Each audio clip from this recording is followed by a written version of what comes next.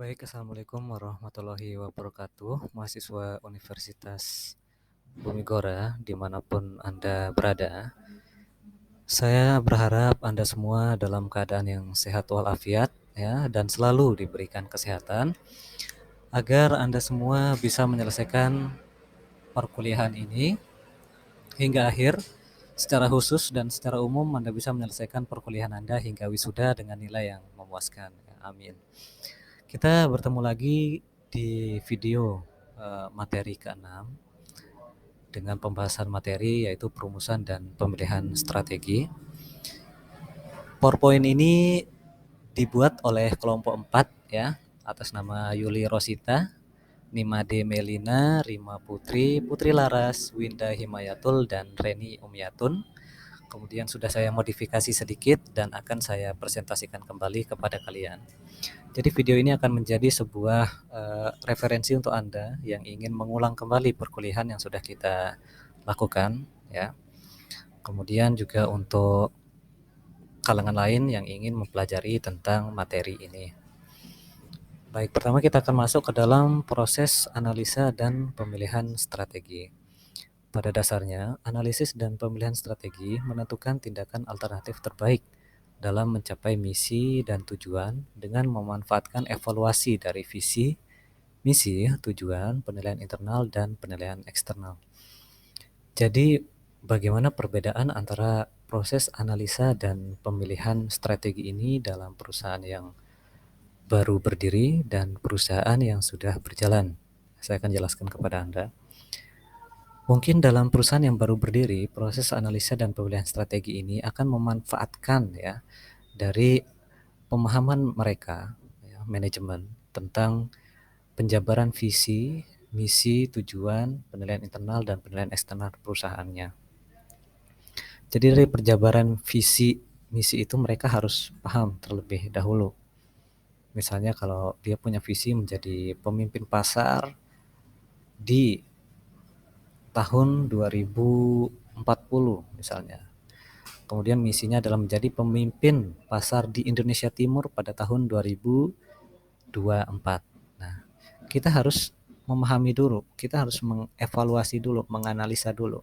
Sebenarnya apa yang membuat perusahaan ini percaya diri untuk menjadi pemimpin pasar misalnya di Indonesia atau di Asia Timur dalam misinya. Tujuannya apa, penilaian terhadapnya apa. Jadi kita evaluasi itu untuk kita temukan strategi yang tepat ya untuk mewujudkan tujuan dari perusahaan itu. Nah, kemudian jika untuk perusahaan yang sudah berjalan, maka mereka bisa untuk mengevaluasi apa yang terjadi di periode sebelumnya. Jadi mereka kan sudah menentukan visi misi tujuan. Mereka sudah menemukan strategi yang ingin mereka lakukan. Tapi ternyata di dalam berjalannya proses berjalannya ternyata ada kendala. Ya, misalnya kendalanya dari internal. Ya.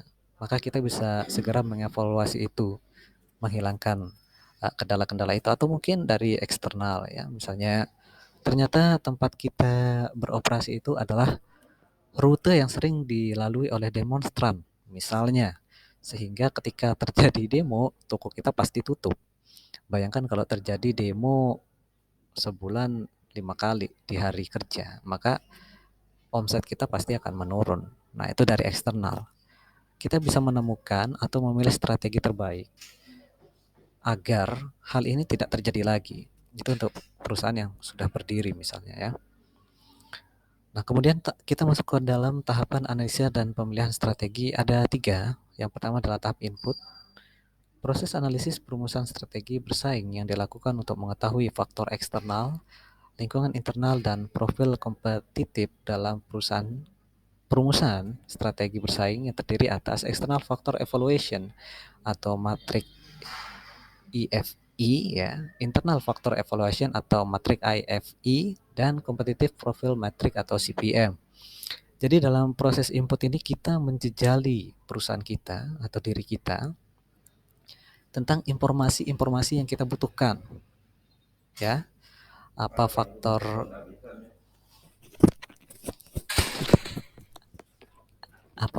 eksternal yang kita perlu untuk kita ketahui ya untuk perusahaan kita, kemudian di dalam internal kita seperti apa, dan bagaimana profil bersaing kita di pasar. Apakah kita menjadi market leader atau market challenger ya, atau market follower ya, dan yang terakhir adalah ceruk pasar atau market nicher ya, market nicher. Nah, di mana posisi kita? Apa kekuatan kita di dalam? Apa kelemahan kita? Kemudian apa ancaman dan peluang kita di luar? Ya, itu akan kita input ke dalam perusahaan kita ya, itu tahap input. Kita harus tahu melalui EFE, IFE, CPM dan lain-lain. Kemudian ada tahap pencocokan. Nah, proses analisis perumusan strategi bersaing yang meliputi penciptaan alternatif strategi dengan pertimbangan faktor eksternal dan berbagai faktor internal utama yang ada. Oke, saya contohkan ya. Misalnya begini, kita sudah mengetahui ancaman kita ya. Di luar ternyata perusahaan pesaing kita itu memiliki kemampuan untuk menyamai produk kita, bahkan lebih. Itu adalah ancaman secara eksternal ya. Jadi dia bisa menyamai produk kita, bahkan memiliki teknologi yang lebih. Nah, tapi kekuatan kita menganalisa kekuatan kita itu ada di penjualan kita. Misalnya kita punya komunitas atau pangsa pasar yang besar, sehingga kita bisa menentukan strategi bersaing ya yang cocok, yaitu dengan mungkin mengadakan event ya, kemudian kita mengedukasi ya, dan kita bisa melakukan counter attack ya dari serangan pesaing ya, karena kita sudah mencocokkan. Kita punya kelebihan secara internal, kita bisa menjalankan strategi-strategi seperti mengadakan kompetisi apa yang berkaitan dengan produk kita, sehingga membangun hype ya, dan membangun ekuitas merek atau kesadaran merek dari produk kita. Selain itu juga kita sudah menyiapkan counter attack dari serangan pesaing ya. Jadi bisnis itu bagian dari pertempuran sebenarnya menurut saya teman-teman ya. Jadi kita harus memahami pesaing kita seperti apa, karena informasi itu adalah setengah dari pertempuran ya. Sisanya adalah eksekusi. Nah, itu kita cocokkan.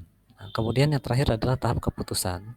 Tahap ketiga yang menggunakan satu teknik analisis saja, yaitu matrik perencanaan strategi kuantitatif atau kuantitatif strategi planning metric QSPM, yang menggunakan informasi input dari tahap pertama yang sudah kita jelaskan tadi untuk mengevaluasi strategi-strategi alternatif yang diidentifikasi dalam tahap kedua. Jadi di sini kita sudah tahu apa yang pilihan-pilihan apa yang ada strategi A, strategi B, strategi C, tentu dengan plan B A, plan B B, plan B C. Nah, kemudian kita putuskan mana yang akan kita gunakan.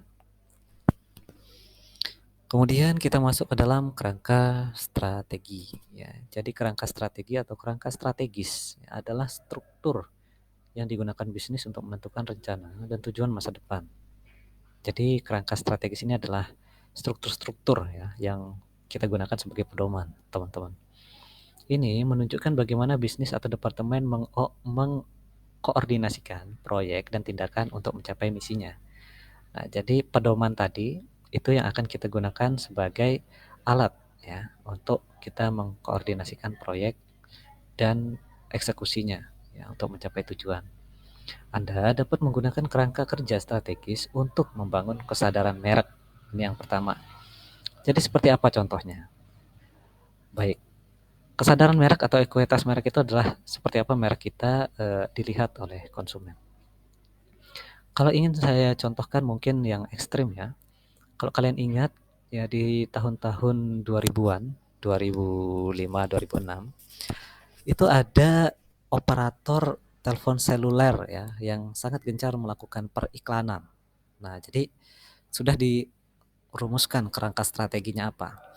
Kalau tidak salah itu adalah iklannya AM3 ya, yang ganteng dikit cekrek, ganteng dikit cekrek, nah, ganteng banyak cekrek. Nah, jadi gini teman-teman, itu adalah sebuah perusahaan seluler, penyedia jasa jaringan ya untuk melakukan telepon dan SMS pada waktu itu. Tapi iklannya adalah hal-hal yang tidak nyambung ya. Jadi hal-hal yang di luar dari konteks itu. Ada satu lagi contoh iklan itu yang sangat saya ingat ya, membuat saya ketawa dari kecil itu adalah ada bapak-bapak gondrong yang naik motor yang muter-muter di pasar itu ya, yang banyak keringatnya itu sangat lucu ya, bisa kalian cek mungkin di YouTube. Nah, terus Pak, kalau iklannya seperti ini, otomatis tidak tersampaikan dong apa yang ingin mereka iklankan. Harusnya kan operator seluler itu mengiklankan harganya murah, jaringannya kuat ya, kemudian tidak putus-putus. Nah, kayak gitu. Enggak, teman-teman. Jadi ini adalah sebuah kerangka strategi ya. Kerangka strategi yang memang mereka susun secara prosedural ya. Maksudnya adalah kita akan tertarik dulu nih sama iklannya nih. Lucu nih ya kan. Kita akhirnya ketawa, kita akhirnya penasaran sebenarnya ini produk apa. Iklannya lucu banget ya. Nah, kemudian di akhir ternyata mereka langsung spawn ya. Pakai IM3 biar hidup Anda bla bla bla. Nah, jadi oh ternyata ini IM3. Kemudian ditambah lagi dengan framework ya yang menunjukkan harganya berapa. Nelpon mulai Rp2.000 ya, kalau di zaman itu kan belum ada belum lumrah lah orang menggunakan smartphone, masih headphone ya. Nelpon dengan cuma Rp2.000 gini gini gini. Nah, di akhir mereka menyampaikan apa yang ingin mereka sampaikan di akhir ketika mereka sudah mendapatkan atensi dari kita. Jadi mereka menarik dulu atensi kita dengan cara yang di luar kebiasaan, atau kalau anak muda bilang out of the box ya. Jadi mereka menarik atensi kita, kemudian setelah kita tertarik melihatnya, mereka sampaikan tujuan utama mereka apa. Nah, itu adalah contoh kesadaran merek. Kenapa? Karena sampai sekarang saya masih ingat akan iklan itu ya. Jadi kayak IM3 dulu iklannya bagus. Kemudian berikutnya adalah memperluas pasar baru. Nah, jadi maksudnya adalah memperluas pasar baru ini dengan misalnya kita ambil contoh yang tadi, periklanan yang dia lakukan out of the box tadi akhirnya viral. Viral sampai ke negara sebelah. Nah, akhirnya punya potensi untuk menjual produknya misalnya di Malaysia misalnya atau di Singapura. Jadi pasarnya bertambah. Kemudian mengembangkan basis pelanggan. Ya, nah, mungkin dengan iklan yang tadi kita kayak wah lucu banget si IM3 ini kan, sehingga kita akhirnya ingin mencoba. Sebelumnya mungkin kita masih memakai XL ya atau Telkomsel atau Tri ya. Kemudian karena iklan yang begitu fenomenal itu akhirnya coba toh murah juga ya kan. Dan kemudian menerapkan praktik yang lebih berkelanjutan. Gimana maksudnya?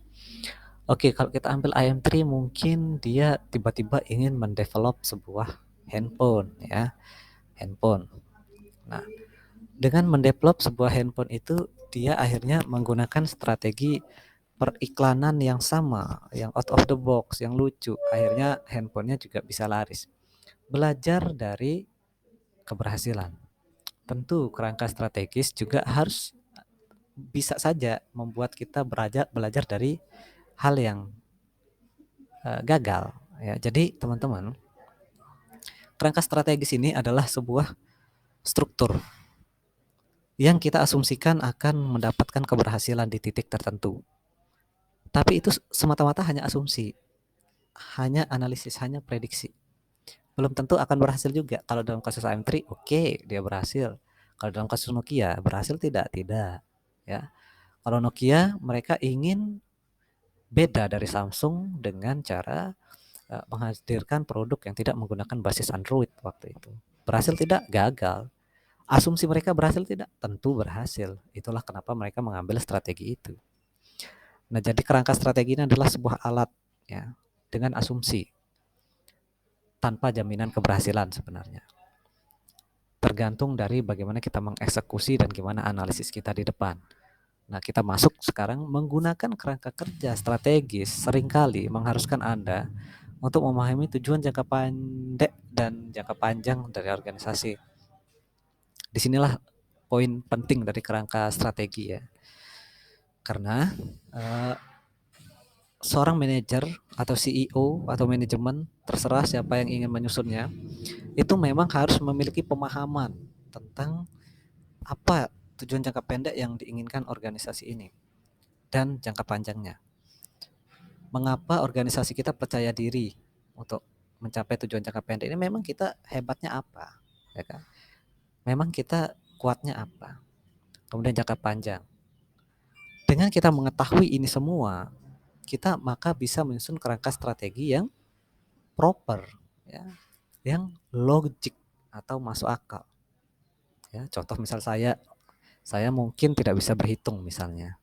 Kemudian saya punya tujuan jangka panjang menjadi pimpinan Bank BRI, ya sangat tidak logis ya kayak gitu. Nah, jadi manajer, CEO dan lain sebagainya harus mengetahui seluk-beluk perusahaan dulu agar bisa menyusun kerangka strategi yang sesuai, logis dan proper ya. Kita masuk ke manfaat kerangka strategi. Ada 3 di sini. Yang satu adalah mendorong kontribusi pemangku kepentingan. Jadi kerangka strategis itu dapat meyakinkan investor dan anggota dewan untuk mendanai program atau inisiatif yang memengaruhi partisipasi mereka. Ya, bagaimana kerangka strategis bekerja dalam hal ini? Oke, saya jelasin. Jadi balik lagi, seorang manajer sudah mengetahui seluk-beluk perusahaannya, kelemahan, kekurangan, ancaman, dan peluangnya sudah tahu. Visi misinya sudah tahu. Dasar perumusan visi misi itu juga sudah tahu. Maka mereka akan bisa menyusun sebuah kerangka strategis yang proper. Nah, dengan kemampuan public speaking yang baik, maka manajer ini bisa untuk meyakinkan investor. Ya, ini potensinya bagus nih. Potensinya akan berhasil. Kenapa? Karena A, B, C, D, E. Karena perusahaan kita begini, gini, gini. Karena di pasar trennya lagi begini. Ya, saya ingin mendevelop ayam geprek. Kalau setahu saya ayam geprek itu baru terkenal ya 2014 ya mulainya. Saya pertama kali ketemu ayam geprek itu 2014 di Jogja. Mendevelop ayam geprek potensinya bagus nih. Kenapa? Harganya murah. Tidak terlalu mahal. Kayaknya waktu itu 14.000. Atau mungkin kalau yang sayap ya bisa 11.000, 12.000. Kemudian pasar kita mahasiswa nih, potensial. Mahasiswa suka yang pedas-pedas nih ya. Potensial lagi. Ini kemungkinan ini berhasil nih. Akhirnya investor setuju. Wah, iya ya, bener ya, gitu kan. Masuk akal ya. Jadi itulah baliknya kerangka strategis yang masuk akal. Oke, masuk akal. Kita danai. Develop lah ayam geprek ya.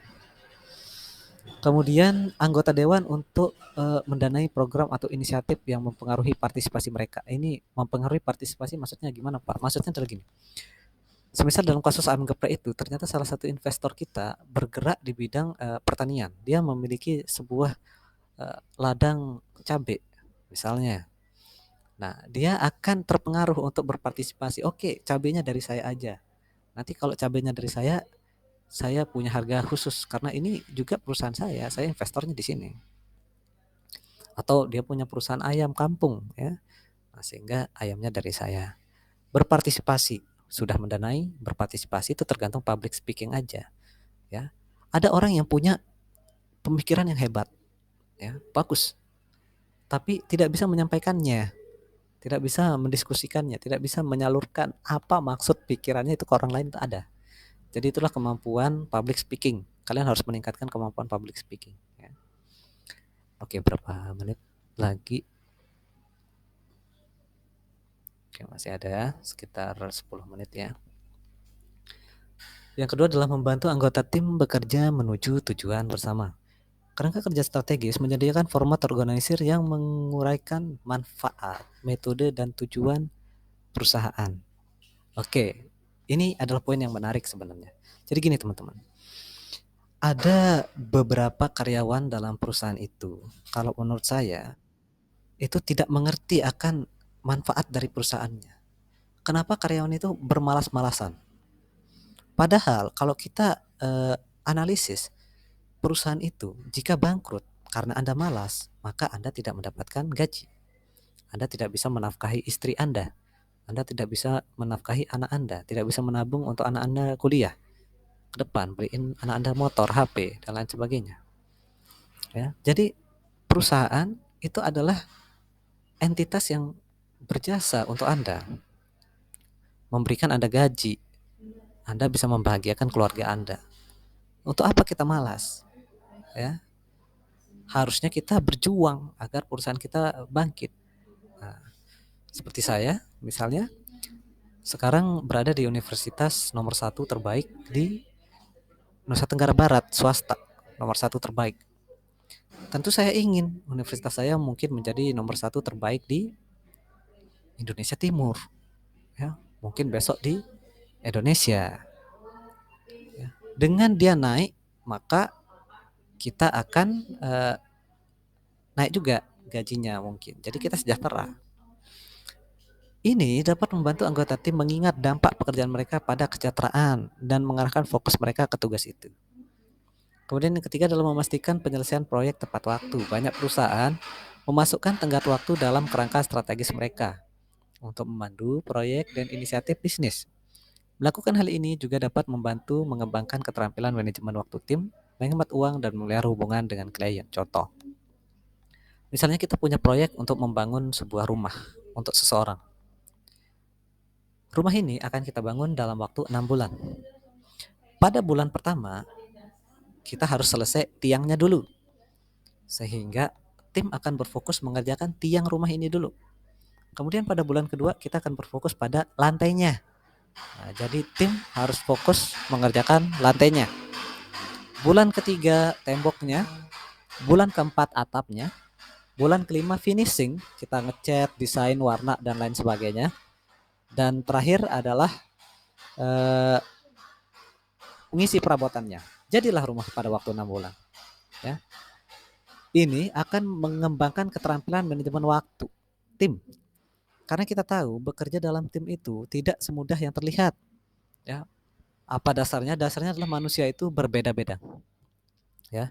Ada manusia yang tepat waktu, ada manusia yang tidak tepat waktu. Ada mahasiswa yang malas, ada mahasiswa yang rajin. Nah, saya pernah mahasiswa saya, dia ngelapor ke saya, "Pak, si A ini tidak ikut kerja kelompok. Alasannya tidak ada motor.